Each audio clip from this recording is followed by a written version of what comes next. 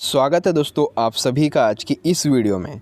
आज हम बात करेंगे क्लास 12th का पॉलिटिकल साइंस सब्जेक्ट का टर्म 1 का जो सिलेबस है, ठीक है, फर्स्ट बुक का चैप्टर 2 जिसका नाम है दो ध्रुवीयता का अंत, द एंड ऑफ बिपोलैरिटी।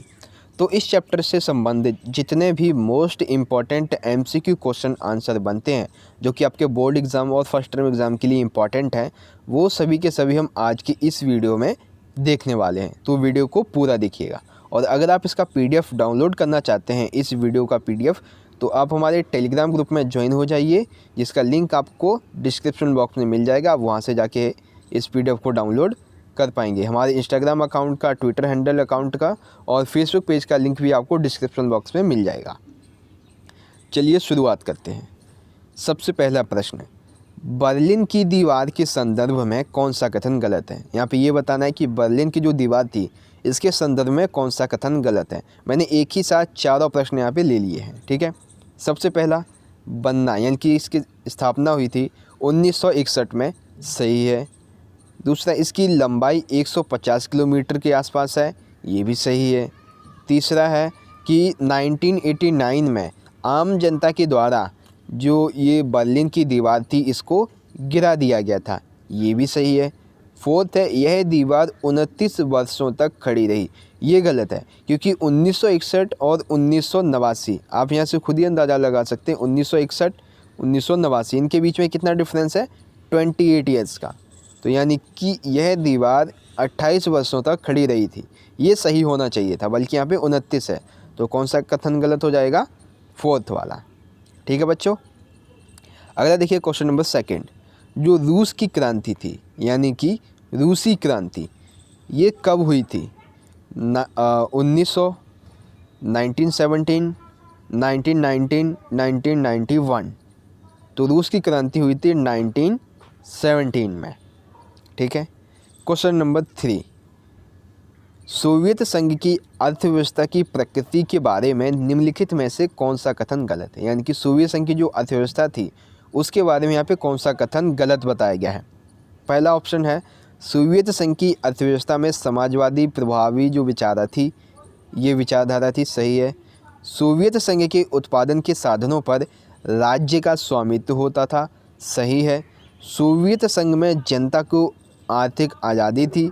सोवियत संघ में अर्थव्यवस्था के हर पहलू का जो नियोजन और जो नियंत्रण था वो राज्य करता था, ये सही है। तो ऑप्शन कौन सा गलत होगा, थर्ड वाला, सोवियत संघ में जनता को आर्थिक आज़ादी दी थी, ये गलत है, ठीक है, ये वाला ऑप्शन गलत है। क्वेश्चन नंबर 4, रूस की जो मुद्रा थी, रूस की मुद्रा की अभी बात हो रही है, सोवियत संघ की नहीं। रूस की जो मुद्रा थी इसका क्या नाम था, रुपया, दिनार, डॉलर या फिर रूबल। तो इसका सही आंसर है, रूस की मुद्रा का नाम था रूबल। आगे, सोवियत संघ जो था, सोवियत संघ कितने गणराज्यों को मिलकर बनाया गया था, यानी कि बना हुआ था, 15, 10, 12 या फिर 17। तो इसका सही आंसर है, सोवियत संघ 15 गणराज्यों से मिलकर बना हुआ था। अगला देखिए, सोवियत संघ ने, यहाँ पे दो क्वेश्चन एक साथ हैं, सोवियत संघ में किस पार्टी ने और कितने सालों तक उसमें शासन किया था। आपके ऑप्शन है, कांग्रेस पार्टी 100 सालों तक, कम्युनिस्ट पार्टी 70 सालों तक, रूसी पार्टी 90 सालों तक, इनमें से कोई नहीं 80 सालों तक। ये तो गलती है। तो यहाँ पे देखिए, सोवियत संघ में किस पार्टी ने, तो कम्युनिस्ट पार्टी ने, ठीक है ना। ऑप्शन सेकंड है कम्युनिस्ट पार्टी, एक सेकंड, हाँ, कम्युनिस्ट पार्टी ने। और कितने सालों तक, तो लगभग 70 सालों तक, लगभग की यहाँ पर बात की गई है 70 सालों तक। अगला देखिए क्वेश्चन नंबर 17 है, मिखाइल गोर्बाचेव कम्युनिस्ट पार्टी के महासचिव जो थे वो कब बने थे, ठीक है। आपके ऑप्शन है 1980, 1990, 1985, 1991।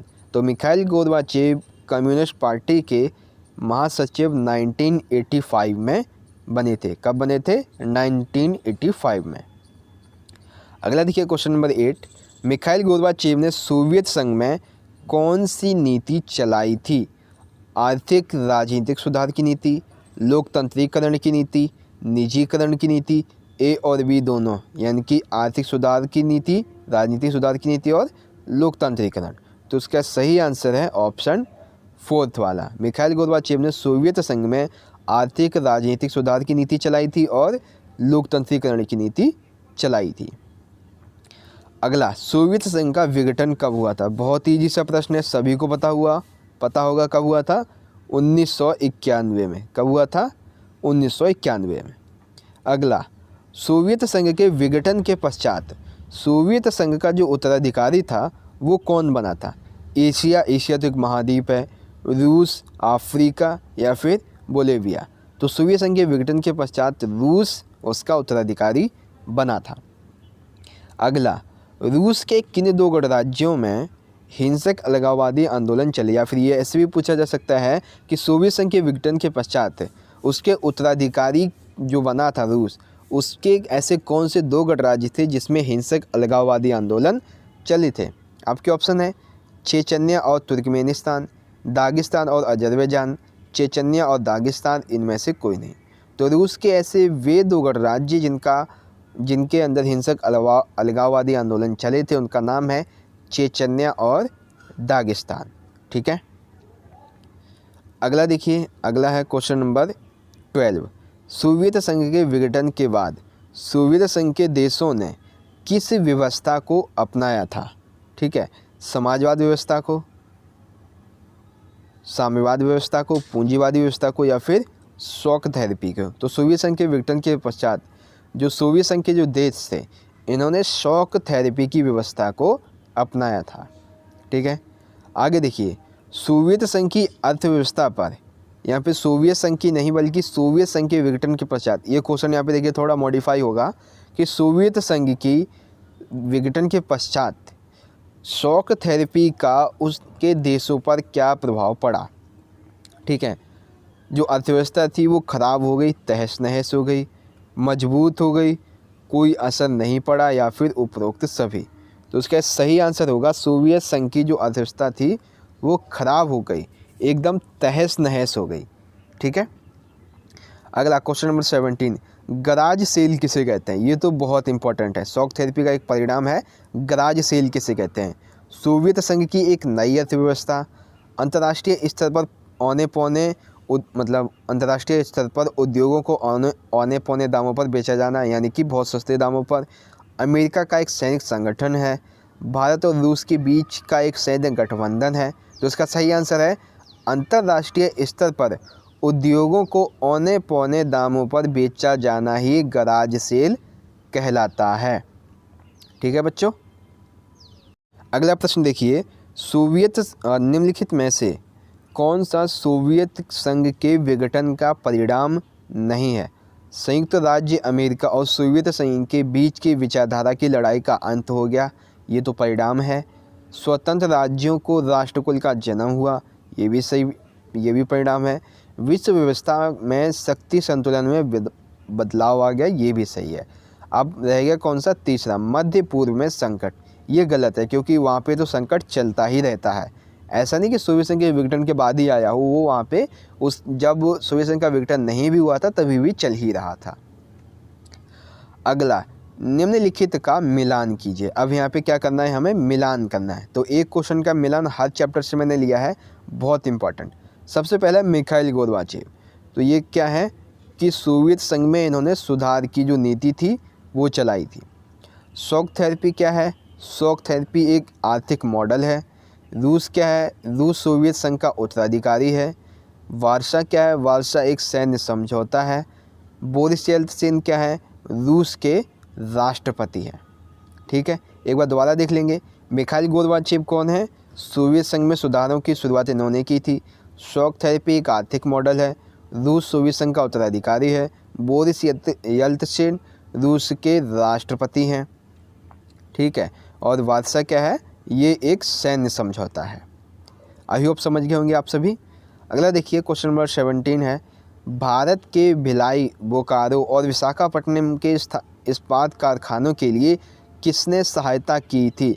सोवियत संघ ने, अमेरिका ने, फ्रांस ने, या फिर यूगोस्लाविया ने? तो इसका सही आंसर है सोवियत संघ के द्वारा भारत में भिलाई, बोकारो और विशाखापट्टनम के जो इस्पात कारखाने हैं वो लगाए गए थे सोवियत संघ के द्वारा। ठीक है।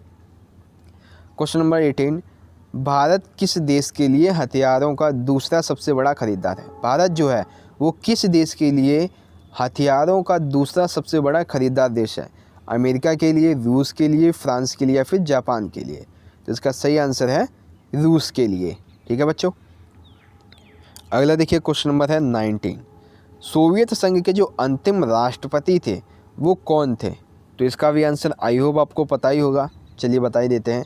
निकिता खुश्चेव, बोरिस येल्त्सिन या फिर मिखाइल गोर्बाचेव या फिर बोरिस गेलफैंड? तो अकॉर्डिंग टू जो आपकी बुक है, आपकी बुक के अकॉर्डिंग जो है इसका सही आंसर बनता है मिखाइल गोर्बाचेव। ठीक है। कौन सा सही है? Question point number 3। अगला देखिए 20 क्वेश्चन नंबर है, 2001 में भारत और रूस के बीच कितने द्विपक्षीय समझौते हुए थे? 40, 60, 90 या फिर 80? तो इसका सही आंसर है 2001 में भारत और रूस के बीच 80 द्विपक्षीय समझौते हुए थे। ठीक है। अब जो प्रश्न आ रहे हैं बच्चों, ये आपका जो नया टॉपिक ऐड हुआ है, ठीक है, उससे संबंधित है। पहला प्रश्न है, अरब क्रांति की शुरुआत जो थी वो किस देश से हुई थी? आपके ऑप्शन है ट्यूनीशिया से, जॉर्डन से, इजराइल से या फिर सऊदी अरब से? तो अरब क्रांति की शुरुआत हुई थी ट्यूनीशिया से। कहाँ से हुई थी दोस्तों? ट्यूनीशिया से। अगला क्वेश्चन नंबर 22, अरब क्रांति जो थी वो किस मुद्दे के खिलाफ शुरू हुई थी? अरब क्रांति किस मुद्दे के खिलाफ शुरू हुई थी ये बताना है। आपके ऑप्शन है तानाशाही के खिलाफ, भ्रष्टाचारी के खिलाफ, बेरोजगारी और गरीबी के खिलाफ, उपरोक्त सभी। तो देखिए जहाँ तानाशाही होगी वहाँ भ्रष्टाचार भी होगा, और जहाँ भ्रष्टाचार है वहाँ बेरोजगारी और गरीबी तो होनी ही है।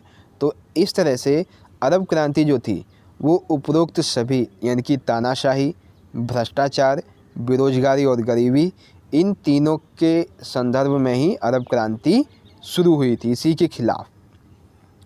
क्वेश्चन नंबर 23, अरब क्रांति जो थी वो किन देशों तक फैली थी?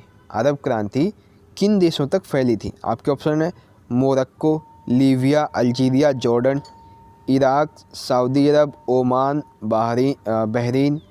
तीसरा है इजिप्ट, सूडान, यमन और सीरिया, और फोर्थ है उपरोक्त सभी।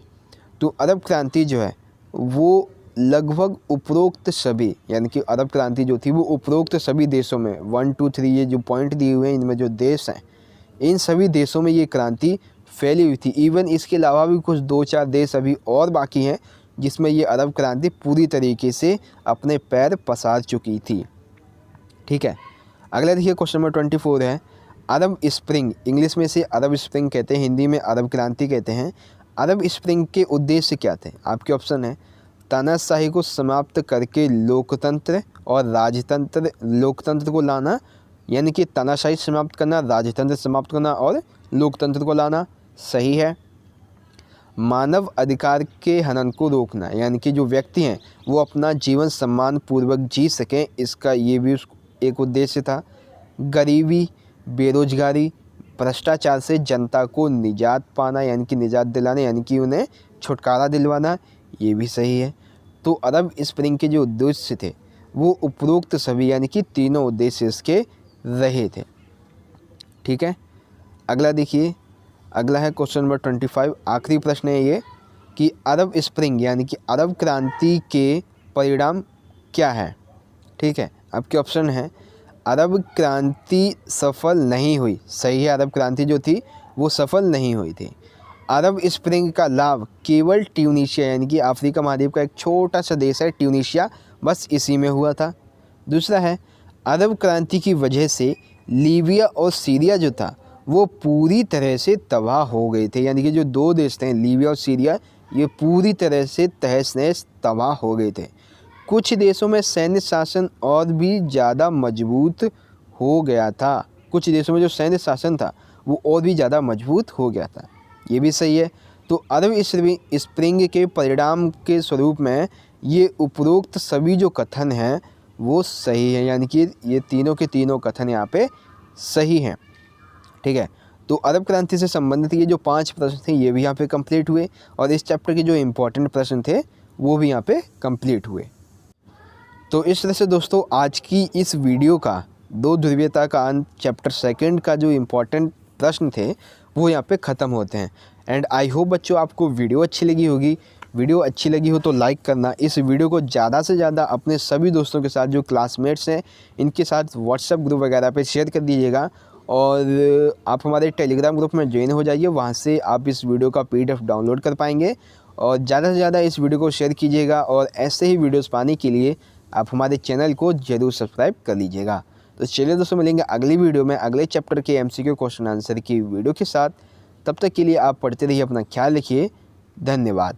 जय हिंद, वंदे मातरम।